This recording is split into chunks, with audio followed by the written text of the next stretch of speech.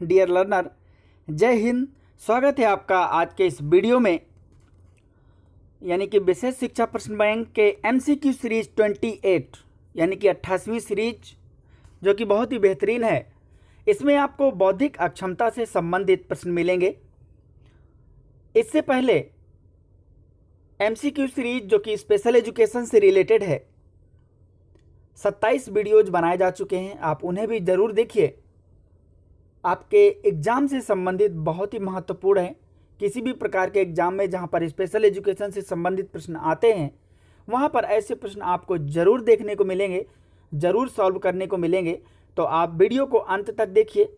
जो पुराने वीडियोज़ हैं उन सभी का लिंक भी आपको इस वीडियो के डिस्क्रिप्शन बॉक्स में दे दिया जाएगा। आप उन्हें भी देखिए, क्योंकि वीडियो बेहतर हैं, आपके एग्ज़ाम के दृष्टिकोण से बेहतर हैं।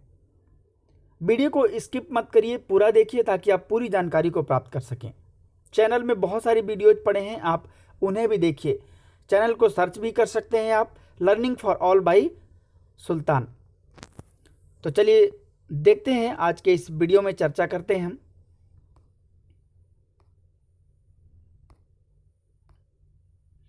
ये रहा आज का पहला सवाल। इससे पहले यदि आपने वीडियो को अभी तक लाइक नहीं किया तो लाइक कर लीजिए, और यदि चैनल में पहली बार हैं तो सब्सक्राइब कर लीजिए, ताकि आने वाले न्यू वीडियो का नोटिफिकेशन आपको तुरंत मिल जाए और आप ऐसी ही धमाकेदार ज़बरदस्त वीडियो का लाभ उठा सकें बेहतरीन प्रश्न के साथ। तो चलिए स्टार्ट करते हैं।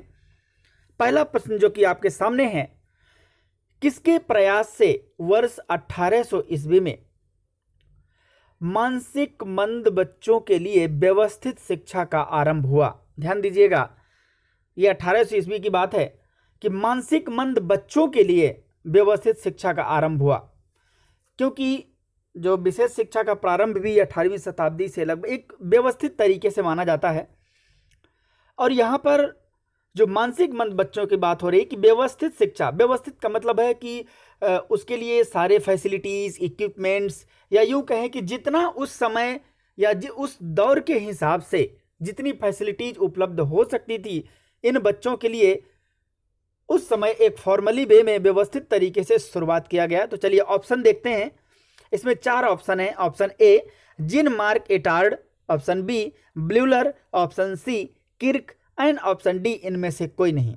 इसका जो सही जवाब है वो है option A Jean Marc Etard. यानी कि ये ऐसे पहले व्यक्ति हैं जिन्होंने मानसिक मंद बच्चों के लिए एक व्यवस्थित शिक्षा का आरंभ किया।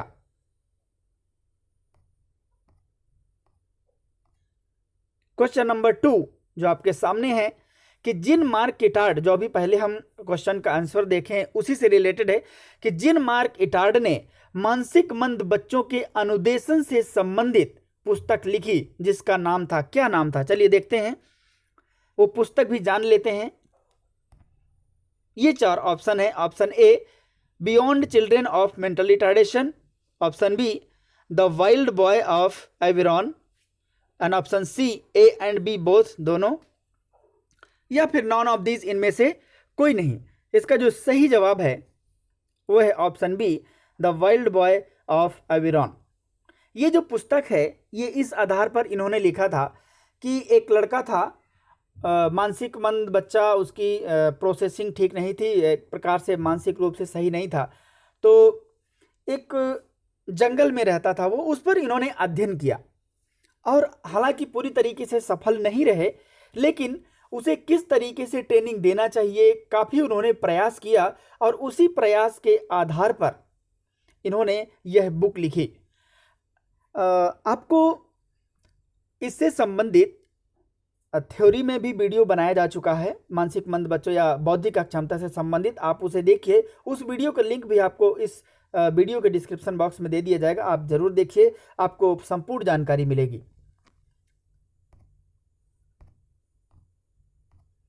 क्वेश्चन नंबर 3 जो आपके सामने है कि मानसिक मंद बालकों के लिए पहला आवासीय विद्यालय मैसाचुसेट्स यानी कि अमेरिका में किस वर्ष में खोला गया? चलिए इसका सेशन देखते हैं। 1948 में, ऑप्शन बी 1748 में, या ऑप्शन सी 2000 में, या फिर ऑप्शन डी 1848 में। इसका जो सही जवाब है वो है ऑप्शन डी 1848 में, यानी कि 1848 में जो मानसिक मंद बच्चे, जिन्हें हम वर्तमान में बौद्धिक अक्षम बच्चे कहते हैं, इंटेलेक्चुअल डिसेबल्ड बच्चे कहते हैं, उनके लिए पहला आवासीय का मतलब होता है जहाँ रहने खाने ये सब की व्यवस्था हो, जिसे हम कहते हैं कि हॉस्टल, यानी कि वहाँ रहकर के वो आराम से पढ़ाई कर सकें। तो पहला जो विद्यालय था वो 1848 में खोला गया था।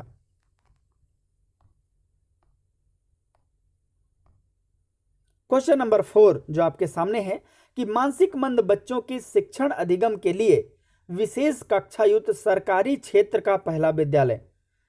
सरकारी क्षेत्र का पहला, देखिए जो पहला जो ओल्ड क्वेश्चन था, क्वेश्चन नंबर 3, उसमें लिखा था आवासीय विद्यालय। आवासीय विद्यालय तो प्राइवेट भी हो सकता है, लेकिन यहाँ पर जो चौथा प्रश्न है कि मानसिक मंद बच्चों के शिक्षण अधिगम के लिए विशेष कक्षा युक्त सरकारी क्षेत्र का पहला विद्यालय 1879 में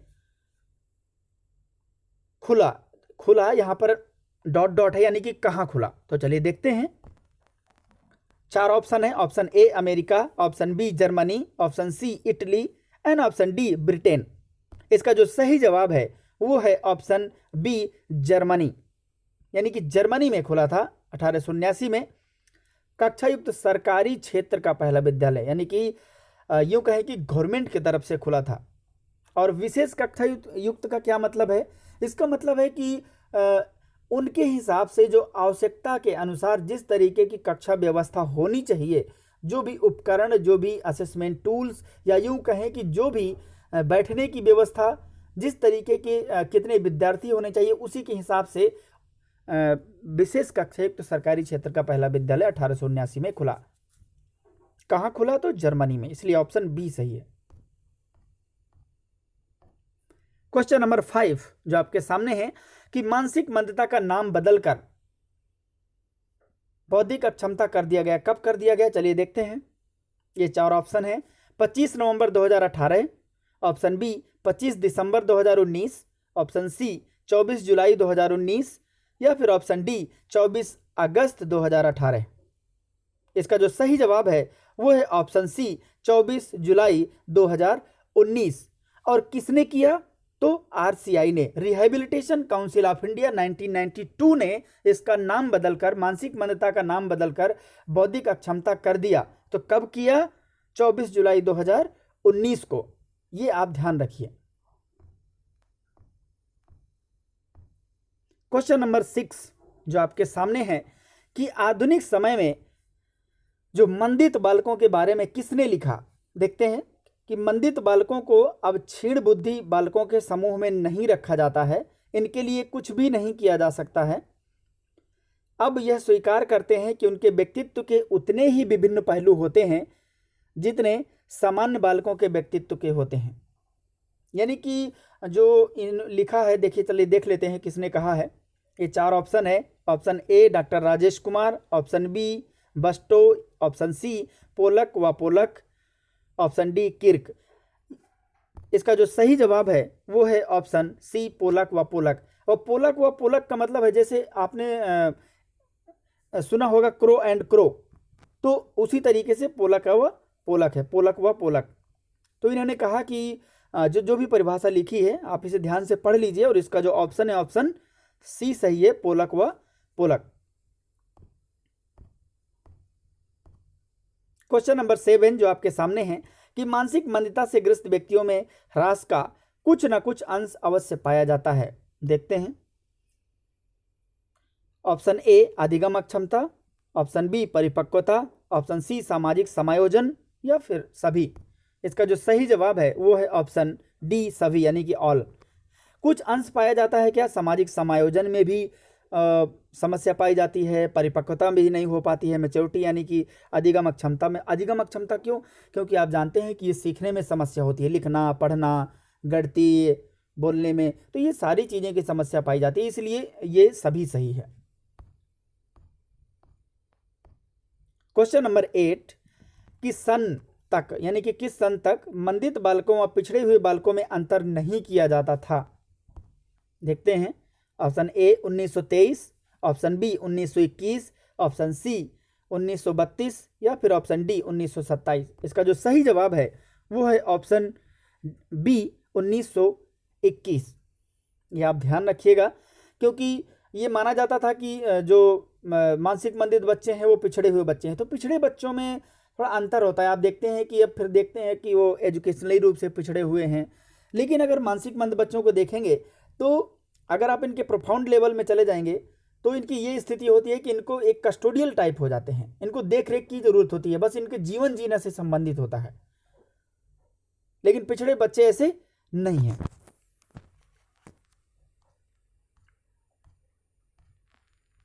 क्वेश्चन नंबर 9, बौद्धिक अक्षमता को कितने भागों में बांटा, यानी कि कितना क्लासिफाई किया गया है कि क्लासिफिकेशन ऑफ इंटेलेक्चुअल डिसेबिलिटी, वो कितने भागों में बांटा गया है। चलिए देखते हैं। ऑप्शन ए 5 भागों में, ऑप्शन बी 2 भागों में, या ऑप्शन सी 7, यानी कि ऑप्शन डी या 3।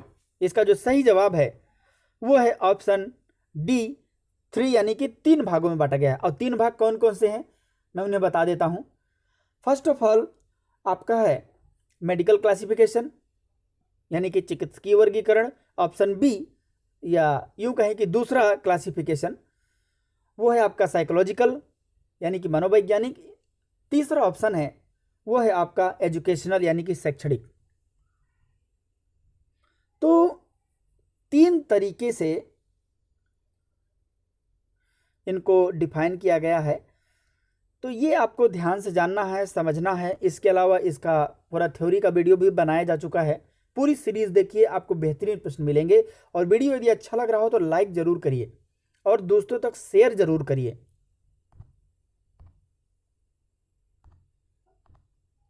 क्वेश्चन नंबर 10 जो आपके सामने है कि AAMD मंदित शब्द का प्रयोग बालकों के लिए कहता है जिनकी बुद्धि लब्धि कितने से कम होती है। यानी कि जो मानसिक मंद या बौद्धिक अक्षम बच्चे होते हैं उनकी बुद्धि लब्धि कितने से कम होता है, तब उनको वो मानसिक मंद बच्चा कहेगा। AAMD, अभी AAMD का आपको फुल फॉर्म भी मिलेगा, इसलिए यहाँ पर इसको नहीं बता रहा हूँ मैं। ये देखिए 4 ऑप्शन है। ऑप्शन ए 67, ये IQ की बात है। ऑप्शन बी 75, ऑप्शन सी 85, या ऑप्शन डी 95। इसका जो सही जवाब है वो है ऑप्शन ए 67। देखिए जब कोई चीज़ किसी के अनुसार हो जाती है ना, तो या तो हमारे पास कोई प्रूफ हो या तो हम उसे खुद साबित करें, तब की बात अलग है। नहीं तो फिर जो व्यक्ति जैसा कहता है या तो उसे मान लीजिए या तो उसे प्रूफ करने के लिए आप असेसमेंट करिए, पूरी तरीके से साबित करिए।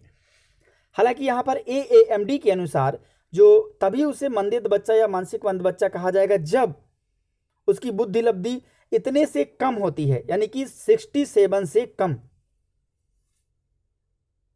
ऑप्शन ए सही है। क्वेश्चन नंबर 11 जो आपके सामने है कि प्रोफाउंड बौद्धिक अक्षम बालक की बुद्धि लब्धि होती है। प्रोफाउंड मतलब सबसे लास्ट कैटेगरी का। चलिए देखते हैं। ऑप्शन ए 50 से 70, ऑप्शन बी 35 से 50, ऑप्शन सी 20 से 35, या फिर ऑप्शन डी बिलो 20, यानी कि 20 से नीचे। इसका जो सही जवाब है वो है ऑप्शन डी बिलो 20, यानी कि 20 से नीचे।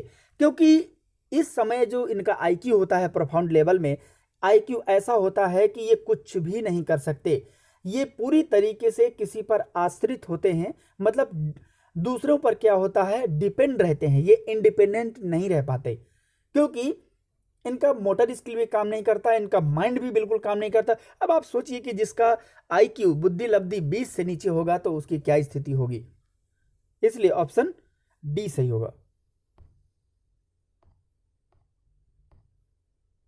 क्वेश्चन नंबर 12 यानी कि 12 प्रश्न जो आपके सामने है कि मानसिक मंदित बालकों की निम्न विशेषताएं किसके अनुसार दी गई हैं। ध्यान दीजिएगा, ये जो 4 ऑप्शन है इसमें, ये 4 ऑप्शन यानी कि 4 विशेषताएं हैं।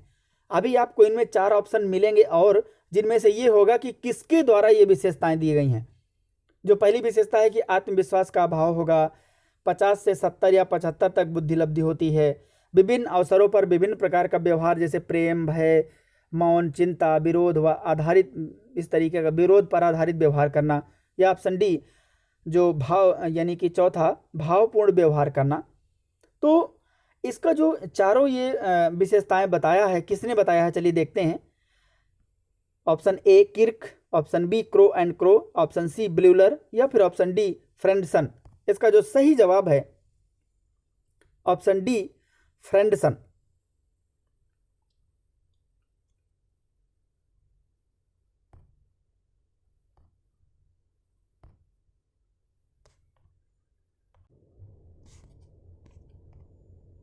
क्वेश्चन नंबर 13 देखते हैं, प्रश्न 13।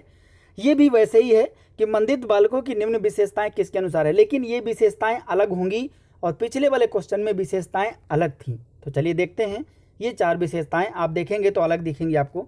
पहला है कि दूसरों को मित्र बनाने की अधिक इच्छा होती है। ध्यान दीजिएगा, पहला क्या कह रहा है, दूसरों को मित्र बनाने की अधिक इच्छा होती है। अधिक मतलब ये सिर्फ चाहता है कि दूसरों को मित्र बनाए। दूसरा क्या कह रहा है, ऑप्शन बी, दूसरों के द्वारा मित्र बनाए जाने को कम इच्छा रहती है। ये नहीं चाहते कि दूसरा कोई मुझे मित्र बनाए, ये सिर्फ ये जिसे चाहेंगे वही मित्र बनाएंगे। ये इनके 2 व्यवहार होते हैं। तीसरा है कि विद्यालय में असफलताओं के कारण निराशा रहती है। बिल्कुल ऑप्शन डी, जो सार्वभौमिक और सामाजिक समायोजन रहता है, असमायोजन रहता है। तो इसको किसने बताया, ये चारों जो विशेषताएं हैं, चलिए देखते हैं। Option A Kirk, option B Crow and Crow, option C Buhler या फिर ऑप्शन डी फ्रेंडसन। इसका जो सही जवाब है वो है option B, Crow and crow.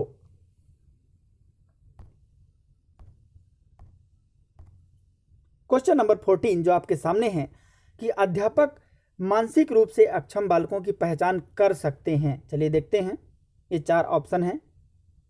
शैक्षिक निष्पत्ति के आधार पर, यानी कि उपलब्धि कह सकते हैं, निष्पत्ति को मतलब यहाँ पर उपलब्धि भी लिख सकते हैं आप इसकी हिंदी।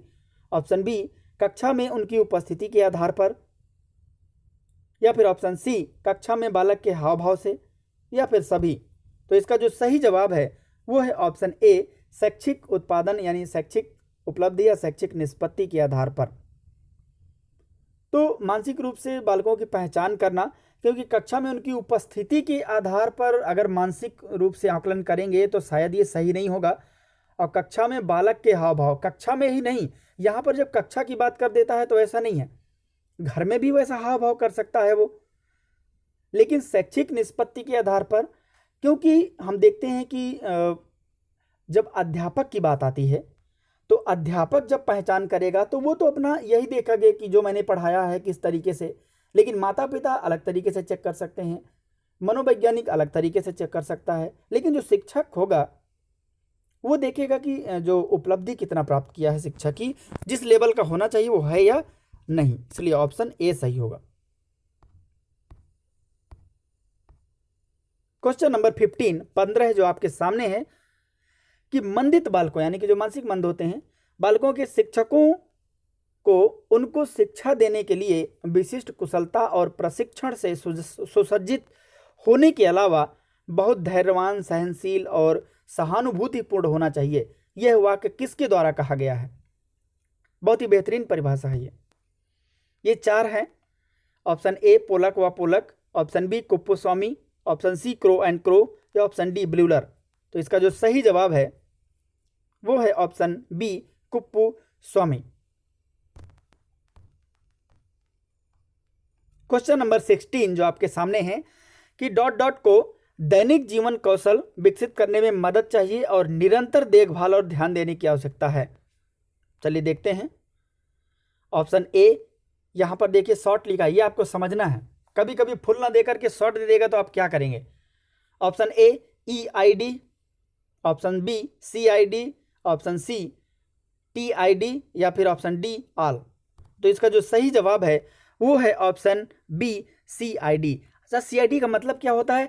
कस्टोडियल इंटेलेक्चुअल डिसेबल, यानी कि जो कस्टोडियल टाइप के बच्चे होते हैं तो उनको अधिक ज़्यादा निरंतर देखभाल और ध्यान देने की आवश्यकता होती है।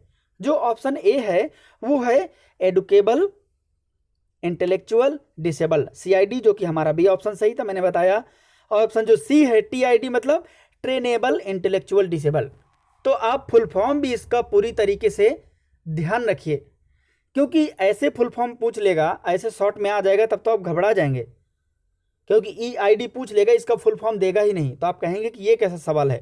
तो ऐसे भी सवाल आ सकते हैं कि पूरा फुल नाम ना दे करके ऐसे ही आपको शॉर्ट में दे देगा और आपको करना होगा। तो ये ध्यान रखिएगा। थ्योरी वाला वीडियो देखिए, पूरा आपको समझ में आ जाएगा। कभी मेंटल रिटार्डेशन को कभी भूलेंगे ही नहीं। क्वेश्चन नंबर 17 जो आपके सामने है कि निम्नलिखित में से कौन बौद्धिक अक्षमता के प्रसवकालीन कारण का एक उदाहरण है? जब प्रसव के दौरान या उसके तुरंत बाद ऑक्सीजन के बिना एक महत्वपूर्ण अवधि होती है। आप जानते हैं कि बिल्कुल सही बात है, जिस समय बच्चा पैदा होता है तो उस समय ऑक्सीजन की कमी हो जाती है।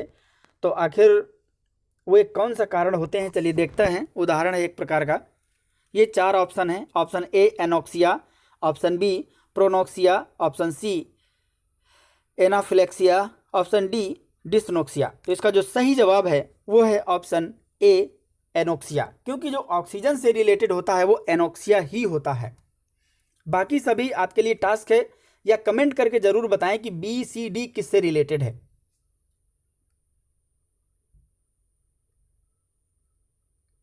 क्वेश्चन नंबर 18 जो आपके सामने है कि बौद्धिक अक्षमता का आमतौर पर 18 वर्ष की आयु से पहले निदान किया जाता है और इसकी विशेषता होती है।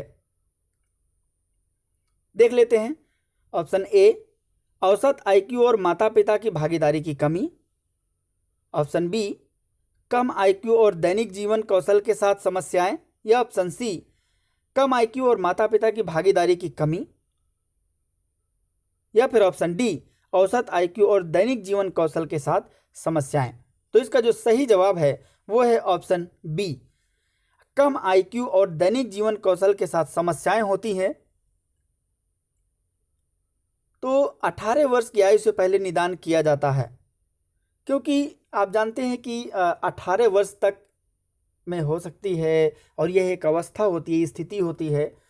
तो इसको ऐसी स्थिति में पहचाना जा सकता है, इनका थोड़ा बहुत निदान किया जा सकता है। लेकिन जब इनका लेवल अधिक हो जाता है और धीरे धीरे इनकी देखभाल ना करने के पश्चात इनका मेंटल प्रोसेस और बिल्कुल बिलो हो जाता है, तब फिर बहुत मुश्किल हो जाता है कि आप इनका समाधान कर सकें। और कहीं प्रोफाउंड लेवल में पहुंच गया तो फिर ये दूसरे पर आश्रित हो जाएंगे। क्वेश्चन नंबर 19 प्रश्न 19 जो आपके सामने है कि उद्देश्यपूर्ण ढंग से कार्य करने, तर्कसंगत रूप से सोचने और पर्यावरण से प्रभावी ढंग से निपटने की क्षमता को कहा जाता है। 4 ऑप्शन हैं। ऑप्शन ए इंटेलेक्चुअल थिंकिंग यानी बौद्धिक सोच, ऑप्शन बी एडॉप्टिव स्किल यानी कि अनुकूली कौशल, ऑप्शन सी इंटेलिजेंस क्वेसेंट यानी कि बुद्धि लब्धि, या फिर ऑप्शन डी मेंटल एबिलिटी यानी कि मानसिक क्षमता। इसका जो सही जवाब है वो है ऑप्शन सी इंटेलिजेंस क्वेसेंट यानी कि बुद्धि लब्धि।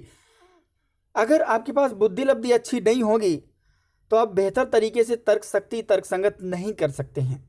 हाँ, आप बौद्धिक सोच रख सकते हैं, कभी कभी आप सोच लेते हैं, कभी कभी ध्यान दीजिएगा, कभी कभी आप सोच लेते हैं, ये जरूरी हो सकता है, लेकिन जरूरी नहीं कि आप हमेशा एक बेहतर चिंतन तर्कसंगत कर सकें। यह भी जरूरी नहीं कि हमेशा अनुकूली कौशल से ही हो। मानसिक क्षमता की जब बात आती है तो पूरी तरीके से जब हम इसमें बात करते हैं पूरी तरीके से पर्यावरण से प्रभावी ढंग से निपटने की क्षमता, तो हमारा वातावरण बहुत ब्रॉड है और इसको पूरी तरीके से समझने के लिए हमें बुद्धि लब्धि, हमारा जो इंटेलिजेंस क्वोशिएंट है वो बेहतर होना चाहिए। हम जानते हैं कि हमारा जो औसत होता है वो लगभग 190 से 10 के आसपास होता है। कई मनोवैज्ञानिक अपने अपने हिसाब से बताते हैं, कहीं 5 कम मिलेगा, कहीं 10 ज़्यादा मिलेगा, कहीं 15 कम मिलेगा, कहीं 15 ज़्यादा मिलेगा, तो वो अपने अपने अनुसार बताते हैं। लेकिन अगर उससे ज़्यादा होता है, बुद्धि लब्धि अधिक होती है, तो हर परिस्थिति में अपने आप को ढाल सकता है, समस्या का समाधान कर सकता है, किसी भी समस्या को आती है तो उससे निपट सकता है, वो भी बेहतर बुद्धि लब्धि होने के बावजूद ही ये कर सकता है। बुद्धि सबके पास होती है, बुद्धि लब्धि सबके पास होती है। ऐसा नहीं है कि जिसके पास जो औसत वाला है वो भी नहीं सोच समझ सकता। बौद्धिक सोच है, समझ सकता है, थिंकिंग कर सकता है, लेकिन अगर बुद्धि लब्धि बेहतर होगी तो वो ज़्यादातर अच्छा काम कर पाएगा और अच्छे से समझ पाएगा, समझा पाएगा और समस्या का समाधान कर पाएगा।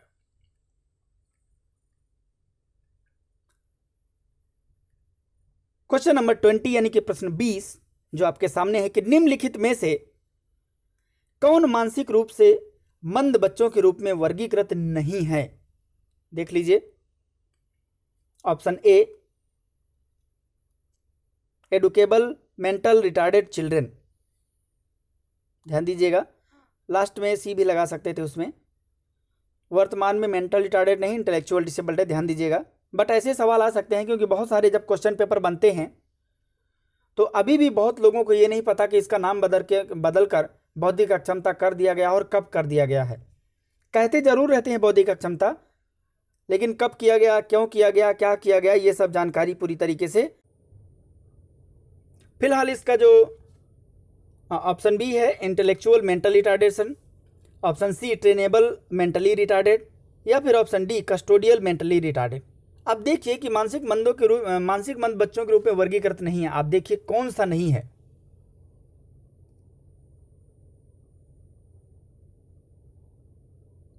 Option B intellectual mentally retarded, क्योंकि इंटेलेक्चुअल डिसेबल्ड होता है ना कि इंटेलेक्चुअल मेंटली रिटार्डेड। तो फिर बात तो वही आ जाएगी कि बौद्धिक मानसिक मंदता, बौद्धिक मानसिक एक साथ हो नहीं सकता है। तो एक चीज़ और है कि जब आप वर्गीकृत की बात करते हैं तो वर्गीकृत हमारा 3 ही है। जब शैक्षिक रूप की बात करते हैं तो मानसिक मंदों के रूप में वर्गीकृत नहीं है पूछ रहा है, क्योंकि हमारा ऑप्शन जो सवाल है वो नहीं में है, इसलिए हमारा ऑप्शन बी सही होगा। क्योंकि जो ए है, सी है, डी है, वो हमारा तीनों जो एजुकेशनल रूप से वर्गीकरण है वो तीनों के अंतर्गत आता है, और जो दूसरा है बी वो नहीं आता है, इसलिए हमारा ऑप्शन बी सही होगा।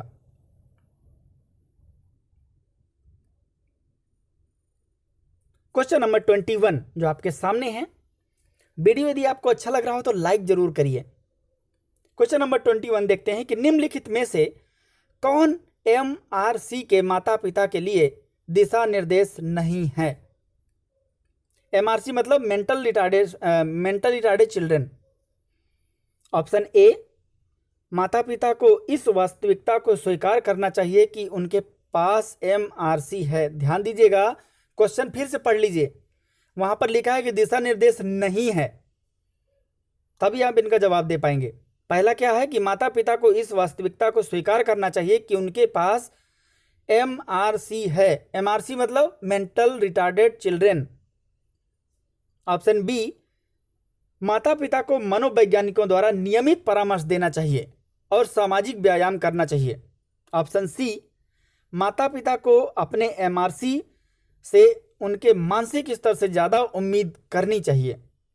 ऑप्शन डी उन्हें दूसरों की राय या टिप्पणियों की चिंता नहीं करनी चाहिए। इसका जो सही जवाब है वो है ऑप्शन सी। देखिए मैं बताता हूँ सी क्यों सही है और तीनों क्यों नहीं सही है। देखिए जो ऑप्शन सी इसलिए सही है क्योंकि लिखा है कि माता पिता को अपने MRC से यानी कि बच्चों से उसके मानसिक स्तर से ज़्यादा उम्मीद करनी चाहिए। अब अगर ये मानसिक स्तर से उम्मीद से ज़्यादा कैसे आप उम्मीद कर लेंगे, क्योंकि हमारा जो सवाल है वो नहीं है, तो आप उम्मीद नहीं कर सकते क्योंकि आपको पता है कि वो मेंटली रिटार्डेड है। और मेंटली रिटार्डेड से आप वो अपने आप को मैनेज कर ले, अपनी सिचुएशन को मैनेज कर ले, वही बहुत बड़ी बात है। आपको तो खुद देखभाल करनी चाहिए। अब अधिक उम्मीद नहीं कर सकते। आप क्या उम्मीद करेंगे कि वो IAS बन जाए? आप क्या उम्मीद करेंगे कि वो आपका काम करने लगे? शायद मुश्किल है। और जो तीनों हैं वो इसलिए सही नहीं होंगे क्योंकि वो पॉजिटिव में है, और ये जो सी है वो निगेटिव में है। ये भी आपको ध्यान देना है। अब मान लीजिए ऑप्शन डी है कि उन्हें दूसरों की राय या टिप्पणियों की चिंता, बिल्कुल सही बात है। टिप्पणियों की चिंता क्यों करेंगे? दुनिया करती रहती है, और सामने वाला टिप्पणी इसलिए करता है क्योंकि या तो वो पूरी तरीके से 100% श्योर होता है या तो वो बिल्कुल नहीं जानता है, अवेयर नहीं होता है। और वर्तमान में अगर देखा जाए तो ज़्यादातर जागरूकता ना होने के कारण ही ऐसी समस्याओं का सामना करना पड़ता है कि सामने वाला टिप्पणी करता है। तो जो हमारा क्वेश्चन नंबर 21 का ऑप्शन सी सही है। क्वेश्चन नंबर 22 कि मन के अधूरे विकास की स्थिति इतनी गंभीर है कि व्यक्ति स्वतंत्र जीवन जीने में असमर्थ है, यह वाक्य दर्शाता है। ये देखिए 4 ऑप्शन है। सीखने की विकलांगता, ऑप्शन बी सीखने की विकलांगता मतलब learning disability. Option B intellectual disability यानी कि बौद्धिक अक्षमता। ऑप्शन सी न्यूरोलॉजिकल डिसऑर्डर यानी कि जो स्नायु विकार होता है।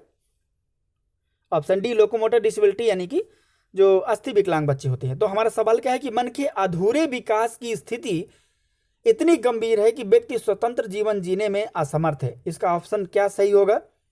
ऑप्शन बी मेंटल रिटार्डेशन यानी कि मानसिक मंदता। क्योंकि मन के अधूरे, अब देखिए मानसिकता से वो क्या है, अधूरा विकास है उसका, और स्थिति क्या है, पूरी गंभीर है, स्वतंत्र जीवन जी नहीं सकता।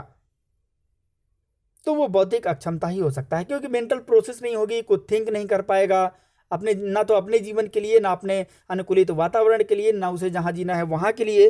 तो इसलिए वो पूरी तरीके से समस्या है, और ये वाक्य दर्शाता इसी चीज को है।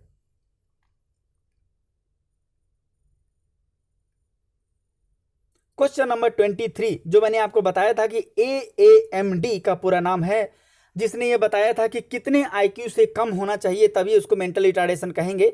हम पिछले क्वेश्चन में देखे थे, जब मैं आपको बता रहा था कि अभी AAMD का फुल फॉर्म नहीं बताऊंगा, तो आपने देखा था कि जो 67 से कम होगा उसी को हम कहे थे। तो आप पीछे जरूर देखिए एक बार। चलिए फिलहाल यहाँ पर हम देखते हैं इसका फुल फॉर्म। ये 4 ऑप्शन है आपके। Option A American association of mental disorder. Option B American association of medical deficiency. Option C American association of milestone disorder, या फिर option D American agency of medical deficiency. इसका जो सही जवाब है वो है option B American association of medical deficiency.